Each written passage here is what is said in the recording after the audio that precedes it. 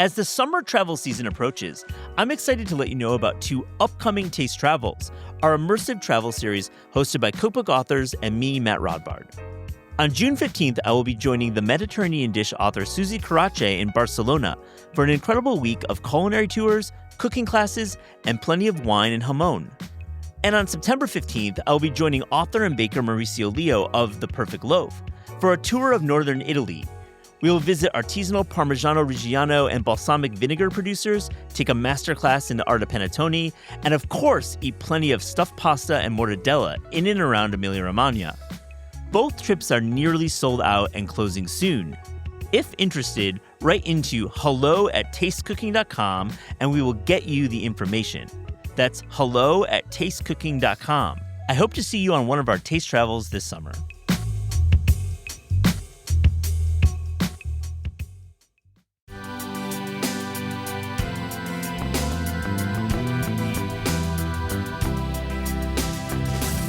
When I found out that the chocolate chip cookie was not as old as it felt, it really blew my mind.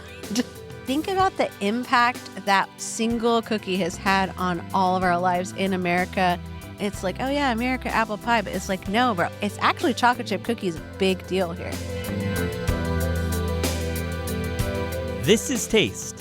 I'm your host, Matt Rodbard. I love catching up with Nicole Rucker. She's a Los Angeles-based chef and owner of the wildly creative pie shops Fat and Flour. She's also the author of a new cookbook, which covers some of the iconic pies at the shop and so much more. On this episode, Nicole and I catch up about her favorite Los Angeles restaurants and have a blast debating fruit fillings and cover all the big decisions a home baker needs to make. Also on the episode, I have a terrific conversation with Shaili Lipa. She's the author of a really cool new cookbook, Yasu, the simple seasonal Mediterranean cooking of Greece. We talk about all the food she ate growing up traveling through Greece and so much more. I hope you enjoy this episode.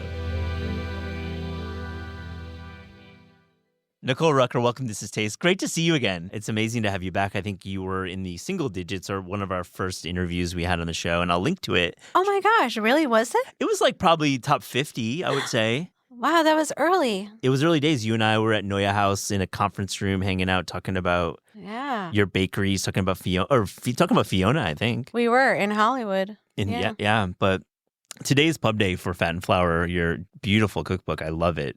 I love this book. Thank you. It's really breaking some boundaries, and there's some really cool moments. There's the CBM, which we'll talk about, which I think is a really smart way to think about butter inclusion in baking. I want to ask you, though, when you come to New York, where do you like to go? Well, I haven't been to New York in a while, so I kind of have to ask all my friends where to go. Last night we went to Frenchette for dinner. Very nice. Which was really great. You guys' restaurant economy seems to be thriving, so getting reservations for anywhere else was difficult. Yeah. But yeah, I always like to go. I always try to go to Danny Meyer restaurant. I don't know if I'm going to make it to one this time. But I just go wherever my friends will meet up with me. Yeah, I mean, that's a great way to think about restaurants. Where do your friends want to hang? Where will you come to me at? That's where I'll be. And whatever that is, that's great. That's fine with me. That's great. Yeah. And of course, Fat and Flour, you have 2 locations in LA. We'll talk about your baking there. So are you thinking about New York bakeries? Do you have any on your list to visit? Well, today I'm going to really try my hardest to go to Superiority Burger. Not that that's a bakery, but they have some baked items that I would like to eat. Yeah. I do want to try Radio. I've heard a lot about Elbow. I would like to add a place that I always try to go when I'm in New York is Abraco. Abrazo? Abrazo, yeah. Yeah, I love that place. Yeah. It's a great little spot. That feels very New York-y to me. Yeah, absolutely. Totally New York style. I want to ask you, Nicole, you write in the book about owning a bakery and you own, a couple. This really interesting thing that happens is you get to see how different people from different backgrounds, check out the pastry cakes and order, and you've noticed some trends. I kind of love this thought. Can you let us know your thoughts? Well, yeah, people are so interesting, and so many people are creatures of habit really comes into play. I mean, kids are such an easy mark. Like they will go to the sprinkle thing. But then there's like two types of kids. There's the sprinkle kids and then there's the chocolate kids. Yeah. And I was a chocolate kid. Same. Big time. Same. And I love those kids who are like, I want the triple chocolate with the dark chocolate on top. That is a special kid to me. And then there's like their sister and their brother. And I just want sprinkles. I just want sprinkles. And then there's, of course, like the weirdos who are like, I want lemon lavender. And their parents are like, are you sure? Yeah. You know, it's just a lot of psychology. I mean, in this economy, we charge $4 for a cookie right now. It might be one of the lower priced cookies at this point. New York economy, it certainly is. Yeah. It's Because, $5. They're getting up there 6 and 7 for a cookie. So there's also like that thing that comes into play, especially in downtown when there's like somebody who's like, I've never paid $4 for a cookie before. And I'm like, okay, so you're eating bagged Chips Ahoy. Respect. I love a Famous Amos bag. I'm not going to turn it down. No doubt. So I totally get it. But yeah, people just have a lot going on when what should justify, $4. It's interesting because Starbucks charges a lot for those products too, but they're not freshly made. Yeah, those are frozen and made in Iowa and they're shipped around the country. Yeah, there's also like a lot of emotion attached to items that is just an interesting thing. Like you think it's just food, right? And you like to just be like, yeah, it's just a cookie. But like if you're having a truly awful day and you get there and they're out of the bourbon chocolate pecan and that's what you thought was going to save your life that day, like, man, your life's ruined. Yeah. That's heavy for us. I feel so bad about that, but also it's like, oh, man. Well, just don't show up to a bakery at 3 p.m. Yeah, man, order it online. Yeah. Everyone knows don't show up at 3 p.m. You mentioned Europeans. The Europeans of LA have a real proclivity there. Thank you for reminding me. That's a deep cut. Yeah, they want like a triple chocolate, darkest chocolate at like as early as possible in the day. It's so great. Their breakfast chocolate consumption, heavy duty. I love it. Yeah. Well, if you go to Amsterdam, it's like on the menu for breakfast is wrapping bars of chocolate in bread and butter. I've never been there. I should make that. I think that's Amsterdam or Denmark, but one of those countries, it's like butter, chocolate, and bread. Yum. Yeah, no shit. They fucking know. Good. They know what is up with breakfast there. Well, it makes sense because they're eating Nutella on toast, right? Like that's like a dessert for me. But and the chocolate croissant. A chocolate croissant is not my choice for a breakfast pastry, but I get it. Yeah. Do you do viennoiserie? No. And when people say like, oh, bakery, like sometimes I'm like, are we a bakery? Oh. We bake things. I mean, viennoiserie is its own genre of style of baking, but doing pies, bars, cookies, all of the above. I don't know. So like, this is an interesting thing. I was just nominated on the long list for James Beard for Pastry Chef Baker, I had a lot of feelings about it. I didn't make it to the short list. How do you feel about that? I had a lot of feelings about that too. My feelings were, that's fine. You know why? Because the people that did get nominated for the short list for James Beard, they have like big ass full scale bakeries. Yeah. They're doing lamination programs and sourdough programs, and I make pie. Like we literally make pie and cookies. Those are our two specialties. They're very simple. And I'm not saying they don't have a huge value in place in people's lives because they do. They're very important to the emotional aspect of eating and like the baking culture. But it's a totally different ecosystem than a lamination program, fine dining dessert program. Plated desserts. I mean, like, that's crazy. I don't have that brain. I mean, I think we both have volunteered for the Beard Foundation in various roles, and I think we are in the midst of beard season, and you brought it up. So I just think it's nice to be nominated. Yeah, it's great. It's happy to be here. Can be sad to not be nominated, but like ultimately when it comes down to the 5 finalists, they're all deserving. Oh my God, yeah. That's what I always think. It's a bummer not to make a long list if you're on, or a short list if you're on a long list, but like they don't get that wrong. I didn't feel, but I didn't feel like sad. I felt like, you know what, like maybe there should be some more nuance for that section of the beards. It's tough because it's also not a regional award. It's a national award. Yeah. So it's like also bakeries have different, depending on where they are, they have a totally different importance, and they also have a totally different like contribution, right, to the network.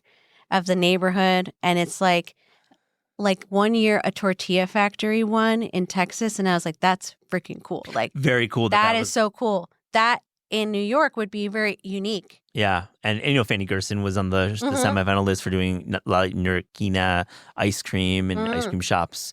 I mean, it would be amazing if they could have like many more smaller categories, make the a 2-day ceremony. But it would be a nightmare having both of us having judged, we know already what a nightmare it is sifting through everything. It's challenging. And I've only judged on the cookbook side. Yeah. So I know how much hard work it is, but it's difficult. How would you create that nuance? I would like more nuance for the baking and pastry people. And to be clear, I've only judged on the restaurant side, never on the media side. So I'm glad we could talk a little bit about beers because it is the season. And, tis the season. The awards are coming up. Yeah. I want to talk about your love of history because in the book you write, and I think in the head notes you see it a lot. Your love of historical recipes and thinking about the scholarship of recipe writing. So Nicole, like, have there been any recent recipes from the archives that you've been interested in? Archives wise, I love looking at it's not a baking recipe. Yeah, sure. I'm very much trying to find my perfect Kung Pao chicken recipe. I recently cooked from the Betty Lou, the Chinese way. That wasn't a Kung Pao recipe. I made like a noodle recipe from that book. But I also cooked from the Walks of Life Kung Pao chicken recipe, which I thought was fantastic. Yeah. But, those recipes go so far back, like historically. You kind of have to find like, which one you're going to base the vibe off of. It's just a quick thing that I was like deeply interested in and looking at all the different versions and who I could consult on Kung Pao chicken for a moment there. Fascinating. It's cool that you and you're a chef too. I just want to eat it, the best version. Oh yeah, But I mean, you're not just a baker. You've ran restaurants. Yeah, I mean, ran is a hard. Ran it into the ground, more like it. All right. But yeah, from baking, let's be topical. From the baking perspective, when I found out that the chocolate chip cookie was not as old as it felt, it really blew my mind. Yeah.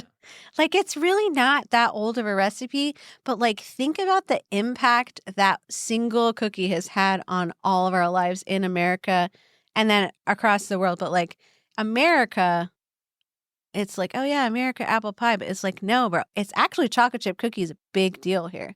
Yeah. Everybody has to have one. Every bakery has to have a chocolate chip cookie. Millions, billions of dollars are made on packaging the chocolate chip cookie and like the importance of the chocolate chip cookie, and the smell of it is a aphrodisiac. Absolutely. Remember when that happened? I think it was in the 90s. It was on Oprah when they said like how to like romance a guy's like put chocolate chip cookies in the oven and like. Oh my gosh. I think it was on Oprah. It sounds like an Oprah thing. Yeah. I was thinking like when you Why was I watching that? I mean, we all were, obviously. We're kids of the 90s. School. I was thinking when you say aphrodisiac, I was like, green M&Ms? For that whole thing? No. Green M&Ms, Google that. That's a whole story. Weird. It's crazy. It is a very young recipe. And, 30s, the 30s. It's you could say it's the perfect recipe, given that it's... Which version is the perfect recipe? Yes, like a perfect concept, we'll say. Yeah. The recipe is it's not the perfect recipe because there's many, and you have several in the book, but the idea that this one single idea has been a $1 trillion business. Yeah, it is truly. I mean, it's just the idea of chocolate chips in a dough and it just has it has legs. Does it have to have chocolate chips, or can you hand cut your bars? No, we have both versions in the cookbook. Yeah, I think that they both have different places. So like chocolate chips, are a manufactured product that's made to retain its shape. So it's all about what the design is. Like if you're making a chocolate chip cookie is like a general category, right? But if we're being specific about recipes, if you're making a chocolate chip cookie, it's going to have like a manufactured chip shape in it. That is going to react differently during baking than a cookie that has chopped chocolate or like a coin or a fève, because it's different types of chocolate. The fat percentage is different and the stabilizers are different. One's couverture, one's a candy. Chocolate chips are pretty much a candy. Yeah. So they're supposed to stay they don't in move. They really don't move. And they do melt. The inside does melt. And you can get, when you bite a hot chocolate chip, you do get that melty chocolate. But it doesn't create the same architectural substrate of chocolate and dough as like a chopped or a coin or a fev. Those are different. Speaking of just structure, I'll just note the book is really cool. Fat and Flour is the name. It has a cross section of a lot of the recipes in a little inset photo at the top of the page. Love that design touch. Thank you. Yeah, really, really cool. Knopf did a great job with that. Sure did. Describe CBM, which is the cold butter method. To me, it absolutely makes sense. It's the way that you believe that, butter should be integrated into various styles of baking. You could put CBM on a T-shirt with a TM mark, and there you are, Nicole Rucker, CBM. Wow. Can I make money doing that? I think so. So this CBM, cold butter method, it's reverse creaming, essentially. Right. That doesn't bring. I mean, that could be also on a shirt. Basically, no one knows what reverse creaming is, though.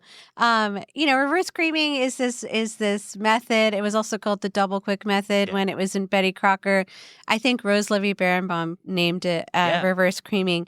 And then, so basically, it is the process of making a dough or a batter, but you incorporate the fat into the flour first. Now, this has. So, like, my business is called Fat and Flour, and the book is called Fat and Flour because the first step of making pie dough is incorporating fat into flour, right? So when I went to design a cookie that was using this method, it was inspired by that, and it was inspired by reverse creaming because it was during the pandemic, and, like, we were just making a ton of cookies all by myself or like with very little help because we couldn't, have people in the kitchen. We were all so scared of dying. Mm-hmm. And I saw a couple recipes that were like, just dump everything in the bowl. And I was like, can we do that with cookies, right? And it's cold butter. And so once I started to mix cookies in that way, in the same way that you would do reverse creaming for a cake, I was like, wow. What other lies have we been telling ourselves? Right? Because for at least 50 years, longer than that, 80 years, every cookie recipe starts with cream, butter, and sugar until it's fluffy and changes and pale, right? Some description after cream, butter, and sugar. And that I've always just kind of looked at that and wondered, like, why are we doing that? Extra step. I mean, it's not that time. It's an extra step. Now, there are things that need to be creamed. There is a purpose for creaming, right? Sure. You're incorporating air. You're also like breaking down some of the sugar when you do that.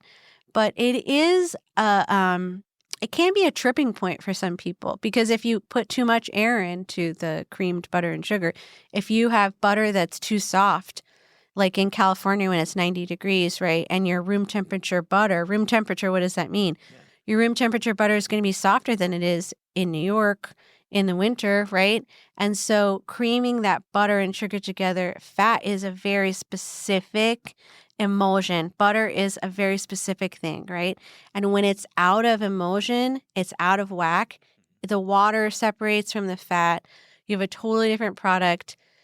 So you can get a variety of issues. You can get something that's super oily and dense if the butter was too soft because it becomes greasy because it's out of whack. Or you can get something that is too dry and hard. And that's the same exact recipe made with the same exact measurements. Oh, dry. But it's a different temperature butter and a different time of creaming. So guys, too much room for error. There's also just a tendency when you cream as a novice baker, as the one who does the cookie. To keep going? Yeah, of course. Exactly. You just keep going. Yeah. You're like, more is better. We have this instinct that I want to work things more. Yeah. And that's like the real downfall of a lot of baking. Yeah. And that's also actually when we get to making pie dough, that's actually the part of the pie dough lore. Like the cookie lore and creaming is like more is better. And then you have dry cookies and you incorporate too much air. So you have, they get puffier, right? Yeah. No one wants that. Well, some people do. I like a cakey cookie every once in a while, but you don't want a dry cookie unless it's a crunchy cookie. Yeah. God, there's so many layers to cookies. Yeah. But then when you get to making pie dough, the lore is don't touch it, don't touch it, don't touch it. and like hand is best, right? But like your body temperature comes into play.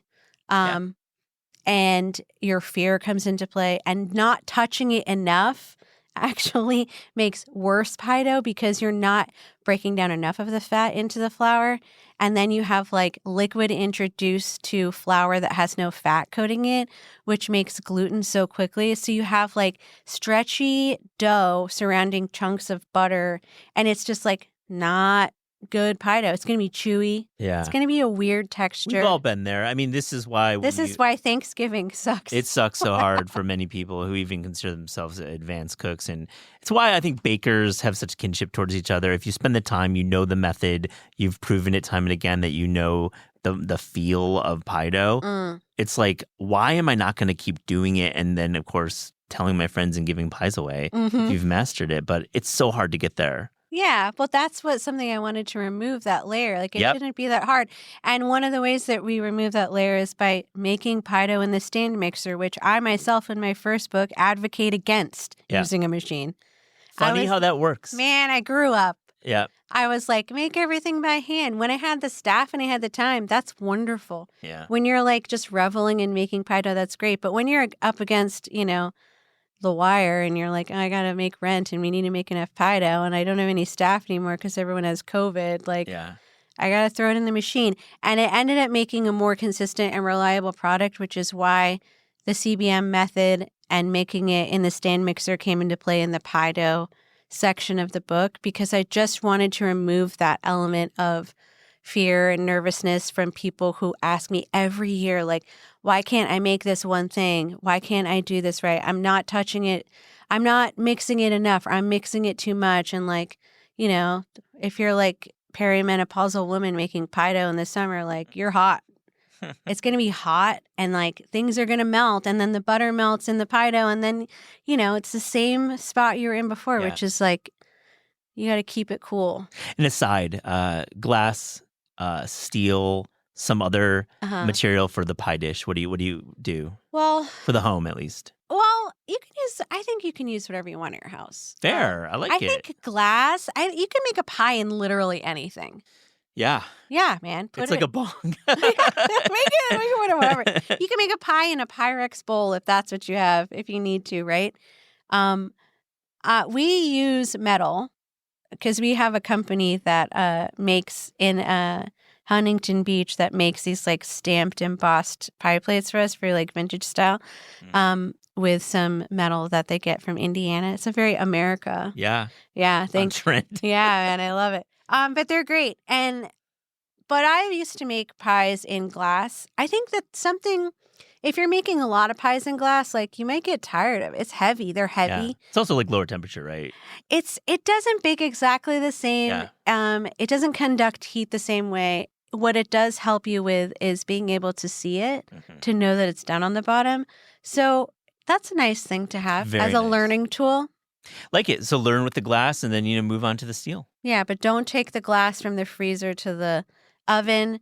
At some point, that's actually going to explode. Yeah. So it might not be the safest, but you just gotta, it won't happen every time, but the one time it does happen.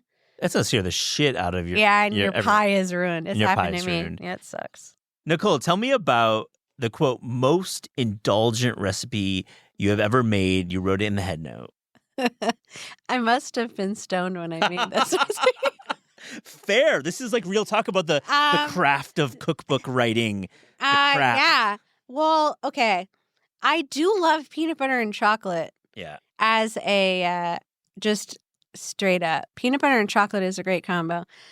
But there is a whole section of brownies. And one of the things about the brownie section is that we're using different types of chocolate to make the brownie, and we're not just using dark chocolate. Yeah. So there's milk chocolate, there's dark chocolate, and there's white chocolate. That's insane. Yeah, it's crazy. And I was kind of like, shit, will this even work? Yeah, it works. So I would say it's probably the chocolate peanut butter one. I mean, it is incredibly rich. You can only eat, well, a normal person might only eat a small bite, but like if you were lit, you might eat a lot of it. A couple, yeah. It has a good amount of salt in it, and if you use good peanut butter, you will get like a good balance of flavor. It is a crazy It's rich. I loved it when I read it. I'm like, I'm going to try this. Well, define good peanut butter? This is really big. Well, it has to have a good roast level. There's so many good peanut butters these days. Yeah. I really like One Trick Pony. They're out of Virginia, I believe, or maybe their offices are in DC. They make a great peanut butter. It has a really good roasty taste to it.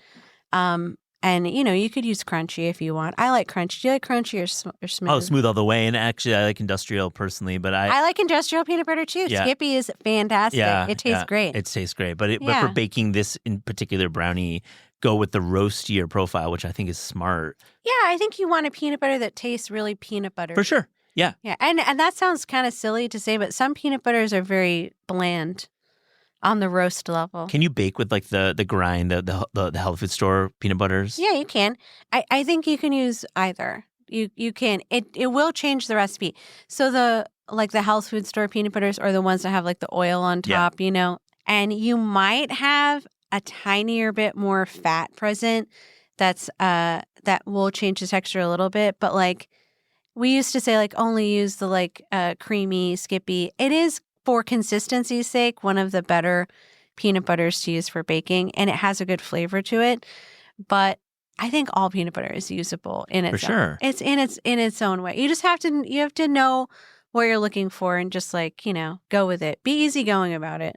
Nicole, you go on a banana bread safari of sorts. You actually stop from like these big chapters and like, all right, I'm gonna cook with banana bread. And so why was it important to spend so much time talking about banana bread? It was a joke. It was actually like a test for the publisher. So like, have you all talked about like what it's like to pitch a cookbook on this show? Oh, we've had some trench conversation. Yeah. So like you have all these dates with publishers and you like talk to them and you're trying to find the editors that you want to work with and who want to work with you and also who give you money, right?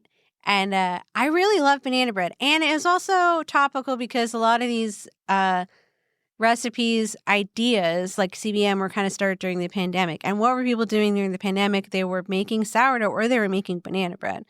I don't know why we always return to banana bread in times of trouble, but we do because it's easy and reliable, right?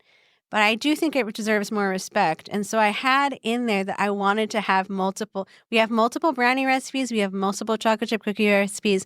We have multiple sugar cookie recipes. Like we have themes, right? And I really was like, would it not be hilarious to have multiple banana bread recipes or an entire chapter? And the only person that found that whimsical and acceptable was Tom Pold. Yeah, shouts to Tom Pold. Yeah. Building. He got it. He was like, yeah, I like that. I mean, he is he's a great editor and a great advocate for fun, I think. He thought it was fun.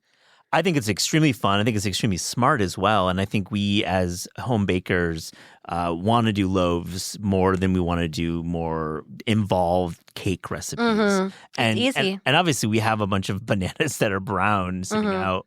So yeah, like it's a really like a user-friendly section. Yeah, it's also like there's always recipes that are called the best, the best ever banana bread, Yeah. I really think people need LOL, by the way. It's it's a thing that people do. It's like number one best such and such restaurant, right? In the phone book, so you can rank higher.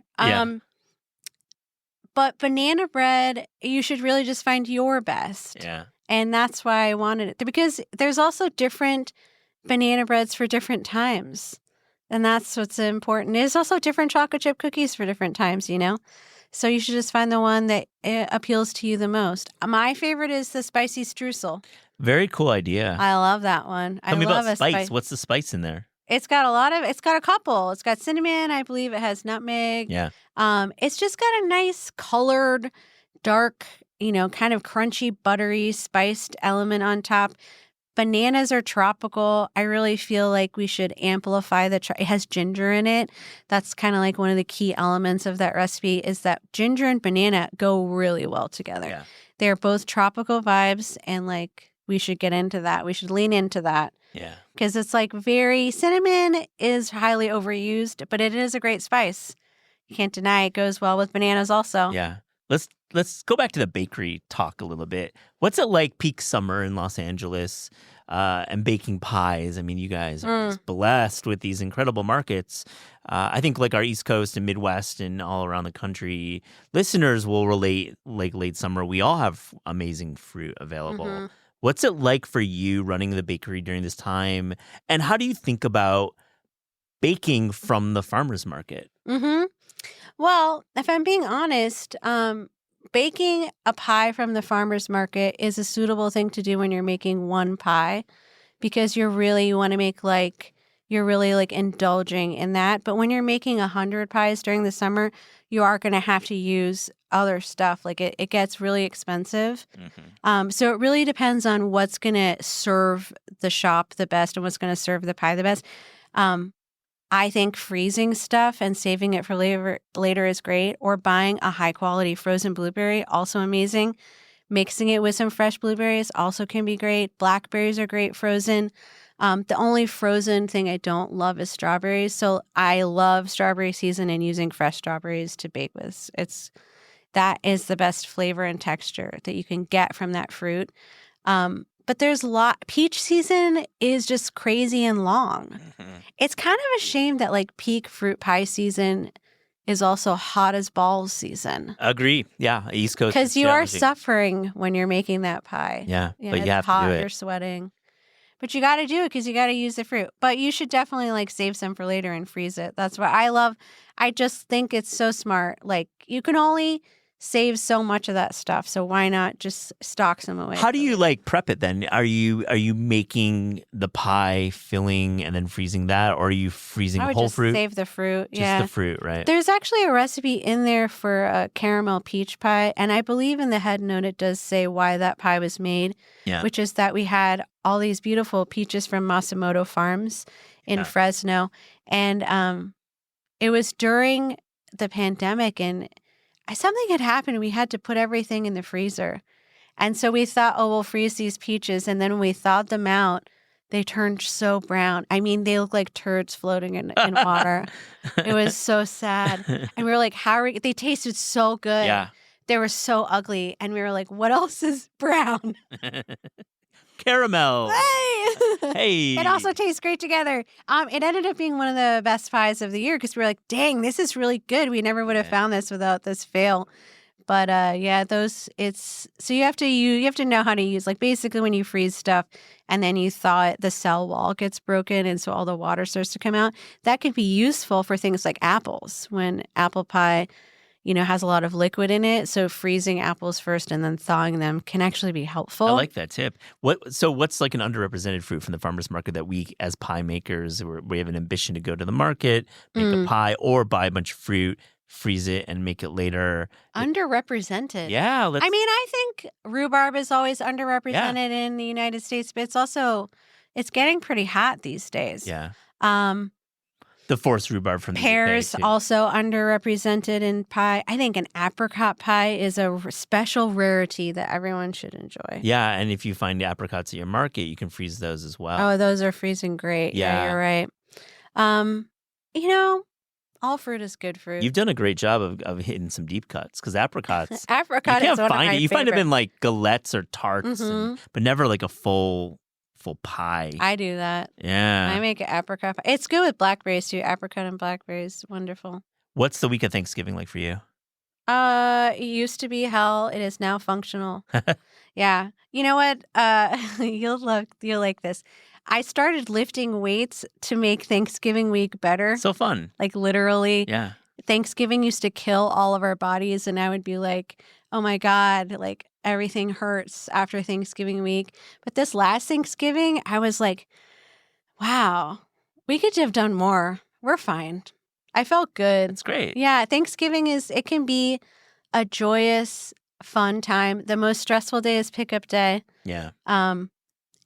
It's usually because everyone else has a lot of stress about all the things they have to do. Yeah. But it's a lot. It's crazy. It's like the Super Bowl. I say that in the book. And you make some money that week, right? I mean, it's like... Oh, yeah, that's when you make money. Yeah. You make most of the money during Thanksgiving week. It's beautiful and also crazy. It's cool. It's got to be something. I mean, it's like it's hard work, obviously, but there's something very gratifying, I'm sure, about getting done with that week. Yeah. Having some money in the bank and then having all these people with these incredible pies that they're bringing to their loved ones. But it's also, you want everyone to enjoy stuff. And like, if people are taking a risk on buying a different kind of pie that's not pumpkin, like there's a lot of family dynamics. You don't want anyone to be mad at you for bringing a weird pie.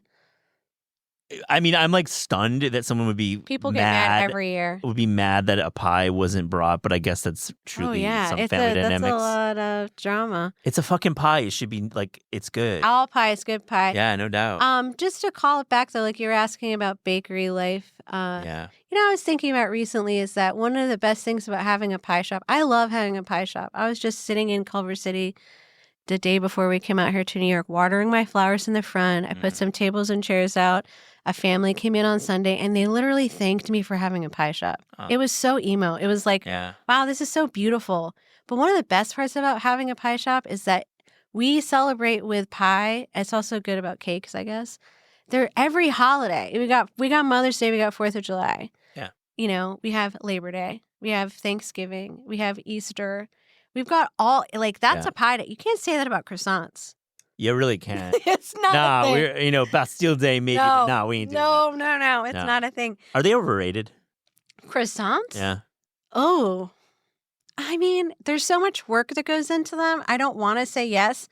Yeah, we can put that to the side. Let's put it in a box. Yeah. That we respect the folks who bring out the sheeter every morning to make these beautiful croissants. And croissants.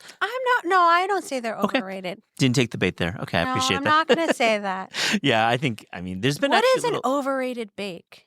I mean, listen, the peanut butter cookie could be overrated. Oh my gosh, shut up. No, I am not speaking. This is not my truth. I'm just being the host here. That's blasphemy. I agree fully. But some may say there are real peanut butter. Who are those people? People don't like peanut butter. People don't like it. Don't talk to me. I know. Let's shut that one down. I mean, okay, but I think what is an overrated bake? I mean, it's true. I mean, you could say a lot of things. Coffee cake. No. Because a lot of them are so bad. No. Well, oh, man. They're so dry. I'm easy to please. I like coffee cake. I like even bad coffee cake. Nicole and Lamb and Bronwyn Wyatt just did this coffee cake roundup for Nicola's Substack, which is called Kitchen Projects. It's a great Substack, and her book is amazing, It is, yeah. And Bronwyn did the work for that, and she is a freaking genius. Yeah. And those coffee cake recipes it is perfect. She did a bang up job. All right, I'm not speaking. I love coffee cake. I used to go to Chicago every summer with my grandmother. I used to get a coffee cake from the North Side Bakery, and it's a fond memory of mine. Yeah, what is an overrated bake? This is a good question. Maybe we could work on an article. You're a terrific writer. Thank you. Let's do an article. What makes an overrated bake? As we're workshopping here. All right, I have a few more questions. It's been a lot of fun. Tell me about why the lemon meringue chess is so much better than just lemon meringue. Oh, probably because of butter in the filling. Tell me about it. So I think the lemon meringue kind of veered into this kind of like gooey gross territory texturally, where it was just like pudding with lemon juice. That it was it's like cornstarch thickened lemon juice goo. I don't like that. It can be challenging. Yeah. I mean, it's also not the most representative version of lemon or pie. I feel like it's just like kind of canned feeling. Do you like that bottle from Key West that everyone buys? No, I don't. Why and not? Also, we use fresh limes, and they're not from Key West. They're from California, baby.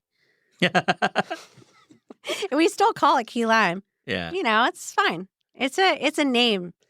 People will be so mad about that. That's basically rage. Yeah. It's a question that comes up often. But lemon meringue pie, lemon meringue chess, why is it better? Because chess filling is great. It is sort of like a curd, but it's a sturdier curd, and it has more presence. It's going to slice well. It's going to keep well. Yeah. It has butter in it, and it is just scrumptious. It's delicious. Yeah, I really buy into this idea that if you're going to bake a lemon key lime pie, go with the butter, go with the chess version of it. Yeah, lemon meringue chess and passion fruit juice chess.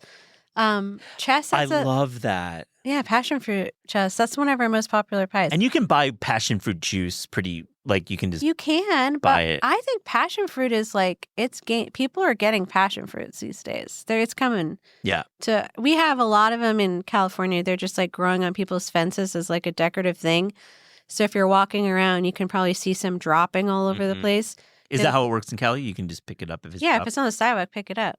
Oh, sidewalk, yeah, public space. If it's hanging over on the sidewalk right of way, you can take it. Ooh, the right of way Yeah. with fruit in California. Yeah, absolutely. Do you do a little foraging? Nah, I used to. Sometimes we do. We haven't bought avocados in a while. Oh, yeah? Yeah, because we just get them from our neighborhood. It's nice. Wow. Yeah, they're just That's amazing. Our neighbor's tree does hang over into our backyard. We are taking that fruit.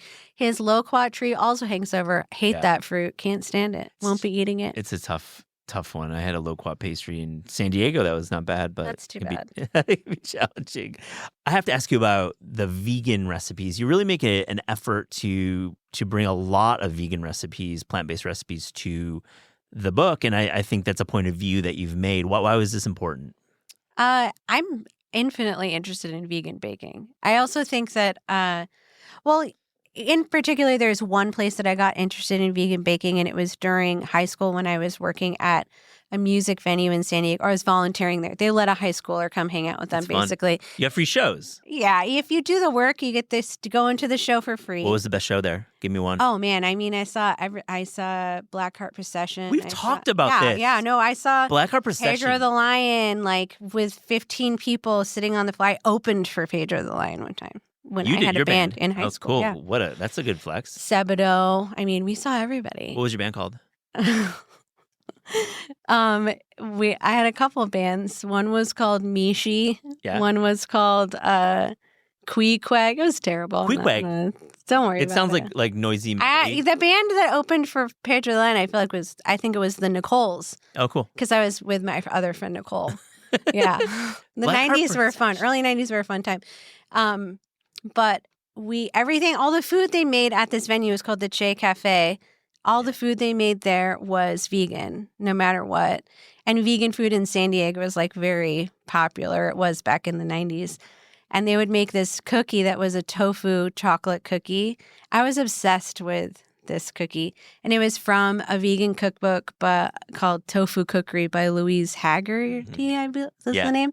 And so I really wanted to recreate this cookie because I just have very fond memories of it. But I love the challenge of making vegan items as delicious or more delicious than things because it's a good like bait and switch. It's a good talking point. Our most popular items at the shop in terms of cookies are the vegan items. The bourbon chocolate pecan is the most popular cookie that we make. Yeah. It sells the most. And most people don't realize that it's a vegan cookie. Yeah. And it's just because we made the peanut butter cookie, also very popular at our shop, also vegan.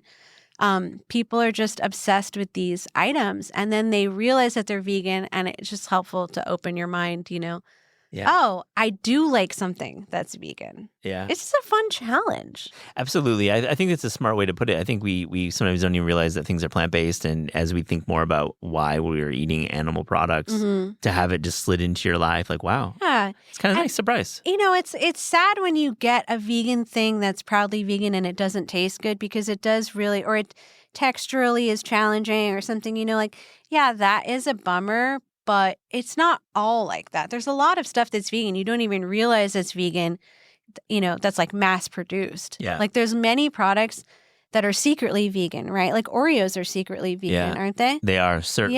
Yeah. And that's a crazy mass produced product. Yeah, and they're so good. Yeah. But nobody's out there like, I'm not going to eat an Oreo. It's vegan. Ew. Yeah. Right? Well said. That's a good way to put it. All right. I want to close and just talk about LA a little bit more. Love your hometown, love your city. Gotta go there. Like it's open for business. It's people are thriving there, and meaning that restaurants are open. And maybe the restaurant industry isn't thriving. I'll take that one back a little bit. But like, talk about maybe a couple of favorite bakeries, but also just restaurants that you were really enjoying. I'm putting you on the spot, but I just want to give LA a full plug at the end of this episode. Los Angeles. There's so many great places. I had a really nice dinner at Camellia in downtown. They also have a couple of restaurants in Echo Park that are wonderful. But LA has got so much going on. We've got so many different little pockets, and everybody has been hit hard by the various ups and downs of the LA economy this past couple of years. The strikes and the fires. Yeah. Absolutely. But I love eating at Surawan Tofu. That's one of my fave restaurants. We eat in Koreatown a lot. I know that resonates with you. Yeah. I like Mapo Dakgalbi. Oh, yeah? I love that place. It's a nice little hole in the wall. Yeah, Dakgalbi is such a great dish. Oh, so good. So good. We still love Found Oyster. Yeah. Found Oyster is a great restaurant. They have a book coming out. Yeah, Ari's going to be the show. Yeah. Yes, Ari. Amazing chef. And we sell key lime pie to them. So they serve their one dessert is our dessert. There's so many great places to go. It's hard to choose. I love the lunch special at Joy on York. Yeah. I've been hitting that, recently with Highland Park? Yeah, because I'll go anywhere in LA. I don't have an issue with driving. I love driving. Yeah. So people talk about LA being so large, I have to drive to the west side. It's like, bro, It's like get 20, it together. 30 minutes. No, it's not. It's 45 minutes. All Now, right. be realistic. Depends on when you go. If you're going for a good hang with a friend, it's worth it. We're lucky. Do we have the time for that? It's very true. And San Gabriel Valley, too. Oh, there's so many great places in the San Gabriel Valley. Come to LA, visit, and also don't be, crappy about having to drive to places or parking. It sucks everywhere. Dude, the fucking subway is not good. Like I hate taking the subway. We sit on subways for 45 minutes, and that's a New Yorker issue. But we all have traffic. We all have issues. Yeah, at least in a car, you're like, you got the AC, you got your radio. You can listen to this podcast in the car. We have you lots can of listen LA to listeners. us yap about. Yeah, but the point is that LA is open for business. You got to go there. Please it's a really beautiful city, and just support LA. Really needs it. Restaurants are not doing well. It's a challenging time, and it really needs out of town support. And the headlines were really rough, and a lot of tragedy happened. And I think there's the segue from that is that you need to go there to support and help these businesses that are struggling. And it's beautiful, you know. Yeah. And you can go from like hiking to the beach. And that's such a cliche thing to say about LA, but you really can go through this multiple vibes in one day. Oh, yeah. And you can go to Erewhon if you want and get a smoothie. That's fine. That's like our biggest form of tourism right now is Erewhon tourism. It's wild. What a crazy story. I love it. I love it, actually. Oh, you know what? One place in LA that I really need to shout out because I think about it every Monday. The tavern or the bar style pizza at Hot Tongue Pizza. They only do it on Mondays.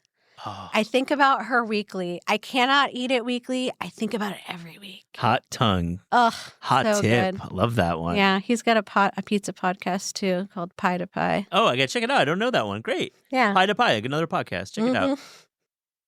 Nicole, and this is Taste. We ask guests about their starting taste. So to close this interview, here's a little rapid fire, fast and furious taste check. Are you ready? I'm terrified, but yes. Let's do it. Okay. The best fruit. Come on, man. Rhubarb. Yeah, I like it. We talked about it earlier, but what's the best way to use it in baking? You have to cook rhubarb. It's not edible raw. Actually, I take it back. You know what the best fruit is? Sorry, I'm changing my mind. Backpedal. All right, I'll take I've had many bliss moments with like a perfect tangerine. In particular, it's like a golden nugget tangerine. Yeah. It's very densely packed. I mean, like, maybe it's the vitamin C and it's like making me high, but that is a delicious fruit. Love it. Tangerines are great. They really are. The worst vegetable. Oh, the worst vegetable is going to be sunchokes. Yeah. I just don't think they're fine. It's like not that great. What is your typical breakfast? I eat savory stuff. I try to eat more protein. I love eggs. I'll eat eggs every day. I love turkey sausage or chicken sausage. It's going to be like meat and eggs probably. A good protein breakfast on the savory side. Mm-hmm. I love it. It's my move too. All right, big one for you. You got to answer it. The best dessert. If it's like just I can have any dessert I want and I don't have to make it. Yeah, of course. It's like a multiple layered, moist, rich chocolate cake with like chocolate ganache frosting. and like a glass of milk probably. You're a double chocolate person. Yeah, I was a double chocolate person all my life, and I remain that. I am far too lazy to make that for myself. Yeah, it's such a challenge. Yeah, I don't want that. I love that I answer. don't make that. A restaurant you wish you could bring back from the dead? It's going to be Beverly Soon Tofu, which closed during the pandemic. That was the most divine version of tofu soup in LA. Yeah, it was such a legendary place. Oh my God, it was great. And they had the best potato salad. Oh my God, everything was I loved there. that place. I loved it. The punch on was so good. So and good. so many people loved it, Yeah. They did a book, I think. They did a book, and it's excellent. And the recipes are fantastic, and they are perfect. When you're thinking about fast food, what's the move? Oh, fast food. I unfortunately do eat fast food. What? Unfortunately, what are you talking about? We're pro fast food on the show. I want to be a better person that doesn't eat fast food. You don't have to eat it all the time, but no, we eat it. I don't eat it all the time. I do eat it. Yeah. Southern California is where that shit was invented, man. Yeah. It's going to probably be McDonald's. Yeah. It's most likely going to be a McDonald's egg sandwich in the morning. Yeah. If we're being real. It's a perfect sandwich. It's absolutely It is a perfect stellar. sandwich, and it's not as affordable anymore, but that is a good one. Your favorite city outside America to visit for food? Outside of America, Japan, Tokyo. Yeah, I love it. Have you been approached to open there ever? No. Would you? Yeah, why not? Why not? Exactly. Yeah. You should do it. Sure. Do it. Last one, your favorite sandwich? Turkey. In what form? Any. So turkey is the base. Turkey's my favorite meat. The bread choice, the condiment choice. I don't care. Very, very clear answer. I love that. I just like a turkey sandwich. You're going to give me a turkey sandwich, I'm going to eat it. Is there a condiment that you put, or anything you put on it? Or mayonnaise, mustard, whatever is on it. I literally will eat any turkey sandwich you produce for me. Super into that. I'm very turkey open. Yeah. There's a place in LA called Monroe Place in Culver City that makes, I think they have 3 different types of turkey sandwiches. I love them. Love them all. I love all 3 of their turkey sandwiches, different breads, totally different vibes. I'll eat any of them. I'll also eat a turkey sandwich in the airport. I don't care. Yeah. I mean. From like a vending machine. Oh, yeah. Why not? Why not is true. Like it's one of the best neutral proteins. It's a neutral protein. This is not the answer you wanted. No, it is. It's very neutral, and I think people are shocked because they want me to have like a more exciting, ambitious love. Your truth. I just love turkey. I also love chicken breast. Yeah, but turkey is the answer. I love it. Turkey is great. Nicole Rucker, this has been so much fun. Thank you so much You're for joining This Is Taste. Thank you. Shali Lipa, welcome to This Is Taste. So great to see you. How are you doing? Very good. I'm so happy to be here. I love Yasu. I love it. Thank you. It's a journey through Greece, and we're going to talk all about Greek culinary traditions. Before we get to that, where do you like to dine out when you're in New York? So I love Buvette. Yeah. Eat breakfast there. Via Carota is great. My kids love Carbone. Yeah. And yesterday I went to Kin Ramen. Oh, yeah. You know it? Yeah, totally. It was great. Very good. Why do your kids love Carbone? I mean, it's like... I think they like all the show and the food and I don't know, they like Italian food. And it's a nice restaurant. Pretty, very much like dressed up. And it's a sure thing. You get the same food every time you go there. There's lots of choices. The pasta is good. They have veal parmesan. Yeah. So they like it. It's a good and spot. The cheese that you get at the beginning with the mozzarella and it's also just like if you have young kids, like just they want to like be there for the scene. It's like on it's on like Dumois and all the apps and stuff. That's right. Okay, you're born in Israel and live there, but Greece is really important to you. You have a deep connection, a family connection. So like tell us a little bit about how Greek food has been a part of your life and what inspired you to write this cookbook. Sure. So I grew up in Tel Aviv to a Balkan family. I'm half Greek, half Turkish, which is kind of a conflict. Yeah. So my husband teases me all the time that I'm always nervous and don't know why because of that. But my Greek grandmother was a great cook. I learned a lot from her. I used to imitate her and stand next to her and cook with her. And so Greek cooking is in my blood from a really young age. I've been always in the kitchen from I don't know, 4 years old. Yeah. And I think that the kitchen changed my life. I mean, instilling in me confidence and independence, and I built a career out of it. So every Saturday we used to go to my grandparents to eat like Greek breakfast. So I remember it and I miss it a lot. She used to make the Greek salad and the white bean salad and spanakopita, the spinach pie, and the Greek music was in the background. Oh wow! And it was like so comforting, and I don't know, I miss it. And this kitchen like shaped my culinary style. Yeah, I mean, this connection is so deep, and all of those breakfasts, they kind of seep into your body. And the memories from the childhood that you carry it and you remember it all the time. And I like Greek food because it's so simple and fresh and seasonal and nutritious and delicious. So that's why I wrote the cookbook. I know, and you really have given it such a deep dive. And I want to talk about the Greek meze, which is legendary. And I got to visit Athens and Crete last summer, and I just saw it firsthand how this style of dining, small plates presented in front of you, and always, giving you an option with pita. Is it dairy? Is it vegetable based? Is it a little bit of protein? Talk about your interpretation of meze in the book, and how, we can think about cooking this style meze for breakfast or for dinner. I think it's very desirable for many of our listeners to have this Mediterranean diet, this cooking in our lives. That's right. The meze are the best. A meze is a bite in Greek, and these small plates of vegetables, fresh vegetables, and some of them are fried or cooked. You have spreads and dips like tzatziki.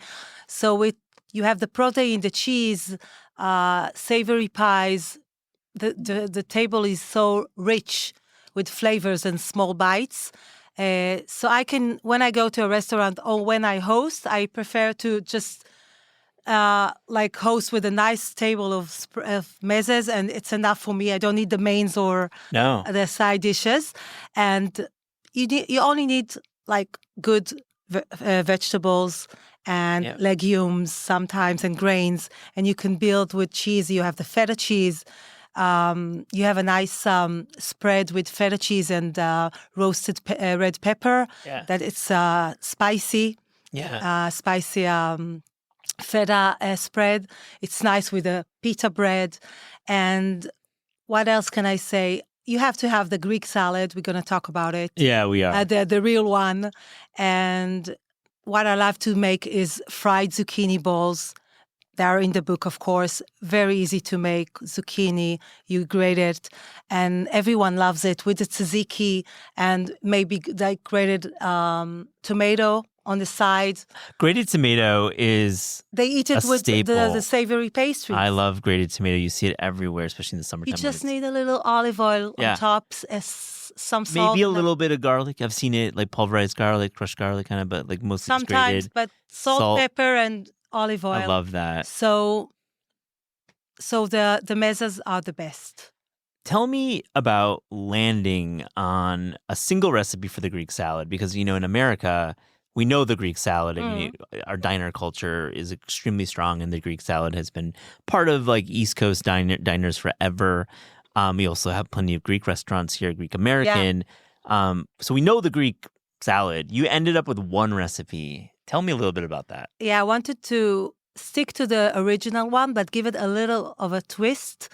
So, of course, you need crunchy cucumbers and ripe tomatoes. You can go for Roma tomatoes or heirloom tomatoes, and green bell pepper.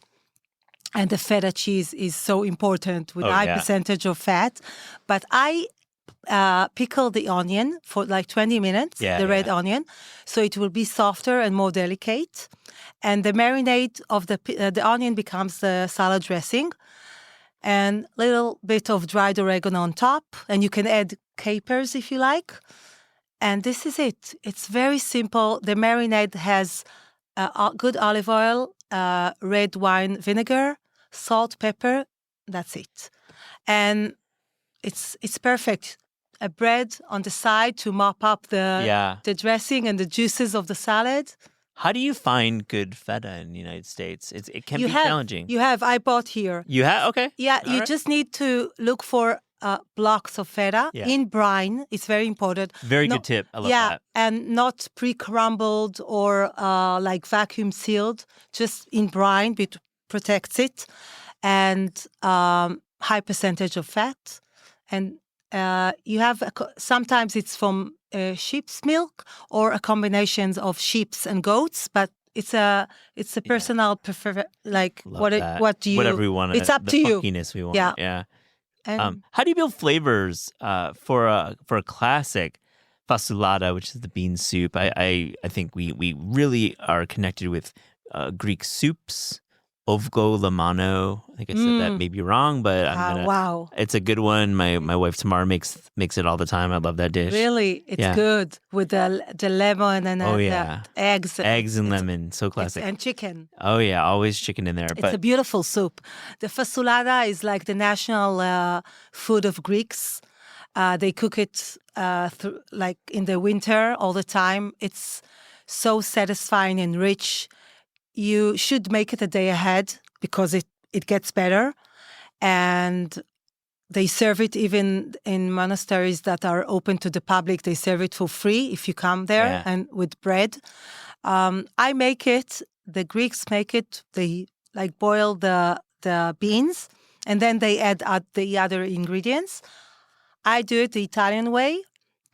I saute all the vegetables, the onion, the garlic, the carrot and the celery. Sofrito style. Yeah, exactly. Sofrito or mille pois in French. Yep.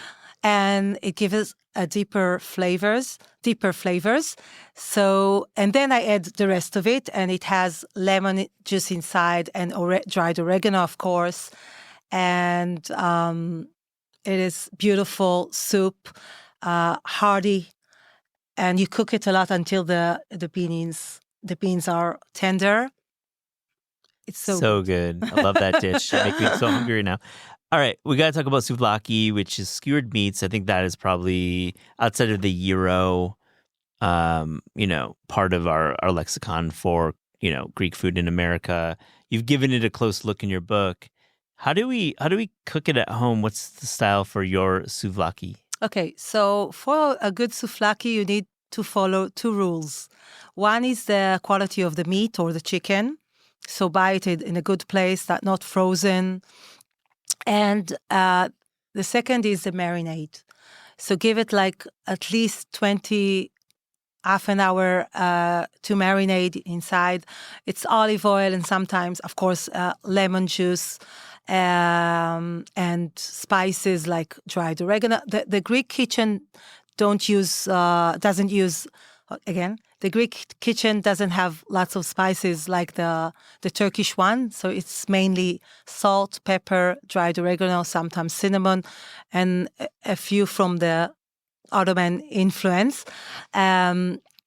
So put it in the marinade, just give it like 20 minutes at least, and then put it on the skewers, on the grill or on a pan. Yeah, you can do it in the pan. I don't do it need in the grill. Yeah. Yep. At home, I do it all the time. Yep. And you can mix with vegetables like bell peppers and onions, or just leave it like this, only meat or chicken. And it's great. Few minutes and it's ready. Don't dry it. Leave it like moist. If it's meat, you can leave it like medium. If it's chicken, you have to cook it through. But I taste like a little bite to see if it's ready, and that's it. Oh, And then for pita. And you have the pita bread in Greek, it doesn't have the hole. I mean, it doesn't have the pocket. So it's flat and you roll it like kind of burrito. And you serve it inside the pita bread with tzatziki and some onion and fresh tomato. And it's the best. I mean, it's street food. Who doesn't like street food? No, it's a beautiful dish. And I probably do mine in my cast iron pan. Yeah, that's right.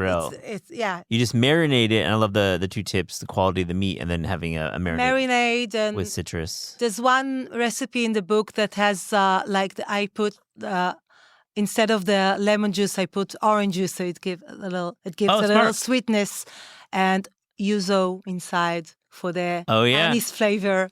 Oh yeah, orange juice and yuzu. I love that. I love that combination. Very cool. The lamb souvlaki in the book has it. It's the one. It's the cut. Well, the book is Yasu. Yasu. Yasu. Let's keep saying it. Yeah. To your health. To your health. The simple seasonal Mediterranean cooking in Greece.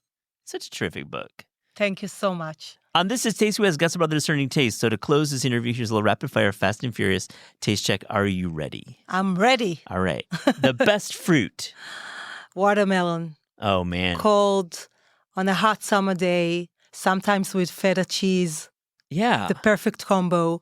It's the best. It really does work. I think there's people who see that and they're completely run the opposite direction. Those people are incorrect in their assumption. And I think it works. Yeah. And I love it, but I can eat it alone. I mean, it's such a great fruit. It's great. I'm going to do that this summer.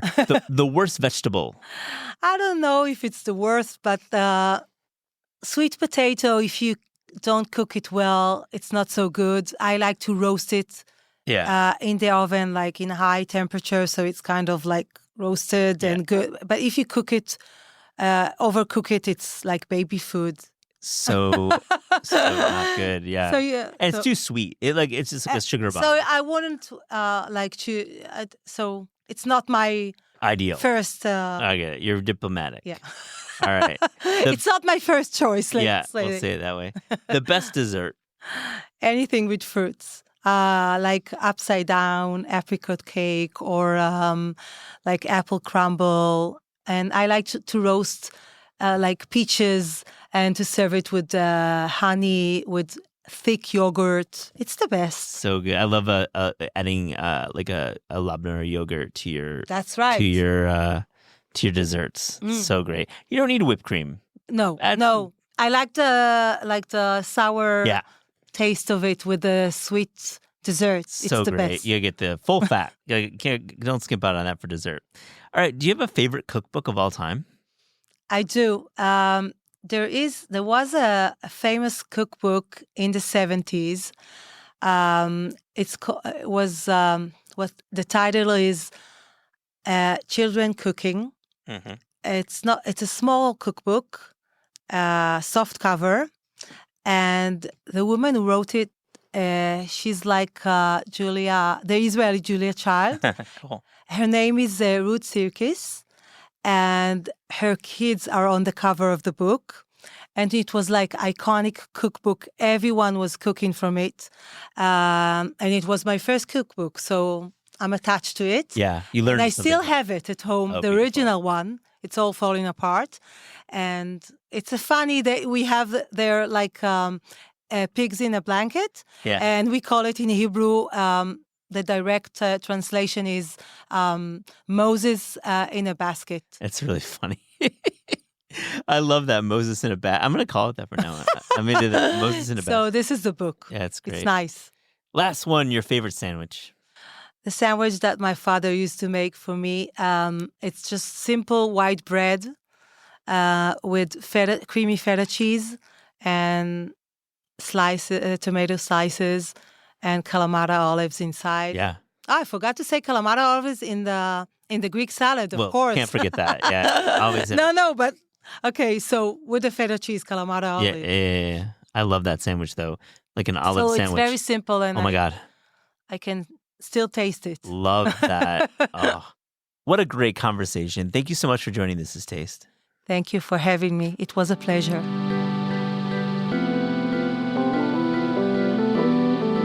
This is Taste is hosted and produced by Eliza Barbanel and me, Matt Rodbard. The show is edited by lead producer Clayton Gumbert and supervised by Pat Stango, Director of Media Production and Development at Penguin Random House. Thanks to Shalia Harris and the production team at Penguin Random House. Theme music by Steve Rydell. Logo and guest illustrations by Ellie Skurzat. Visit Taste online at tastecooking.com and make sure to subscribe to our newsletter to keep updated on all cool things in the world of taste.